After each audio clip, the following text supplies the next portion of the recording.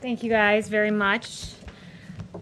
So the president is bringing back the hottest economy in modern history. Today's job numbers are proof. There were 1.4 million jobs added in August, beating expectations. Unemployment fell by 1.8%, also beating expectations. Now nearly 50% of job losses since March have been reversed, a clear V-shaped recovery. Also, I want to address what is quite clearly fake news. The story in The Atlantic has been categorically debunked by eyewitnesses and contemporaneous documents.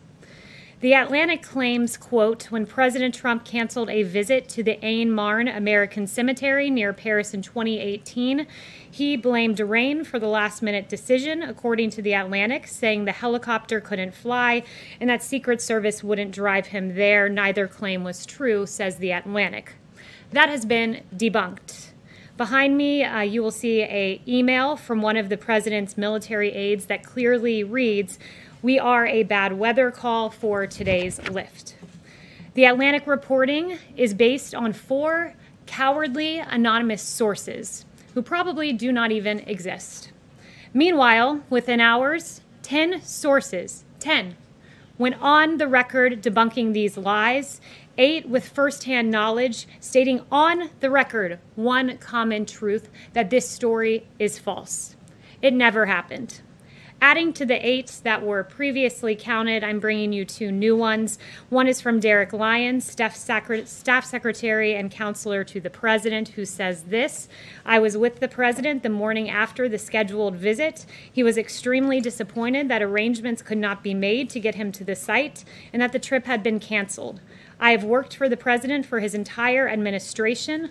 One of my responsibilities is working with him on the many letters he signs to the families of our nation's fallen heroes.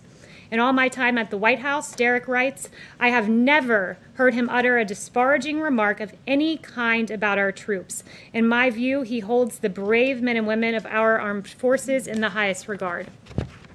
I also bring to you today another quote from a former member of this administration, Dan Walsh, Deputy Chief of Staff, former Deputy Chief of Staff, who is also a retired military officer. I got off the phone with Dan just before coming out here, and he wanted me to share with you all, I can attest to the fact that there was a bad weather call in France and that the helicopters were unable to safely make the flight. Overall, the president's support and respect for our American troops, past and present, is unquestionable. And Dan recounted to me several events he went on with the president, like a World War II veteran who flew with the president on the helicopter in Normandy, visits the president had with our wounded warriors, special ops teams who came to the Oval Office, including the team that got al-Baghdadi, and they brought along Conan, the dog, as well.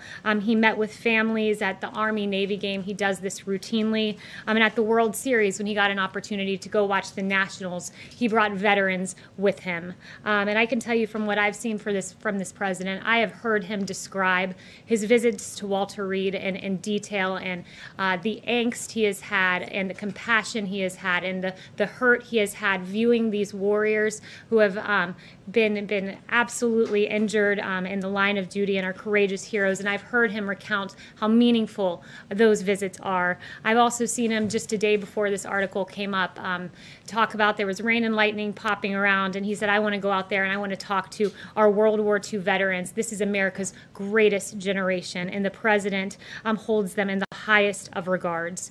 So why would a publication abandon all journalistic integrity and publish this story? It's because the liberal activists at the Atlantic are uninterested in the truth, and they are only interested in peddling conspiracy-laden propaganda. Because here is the one truth. No one, and I mean no one, loves and cares for our servicemen and women as much as President Donald J. Trump. Thank you. Kayleigh,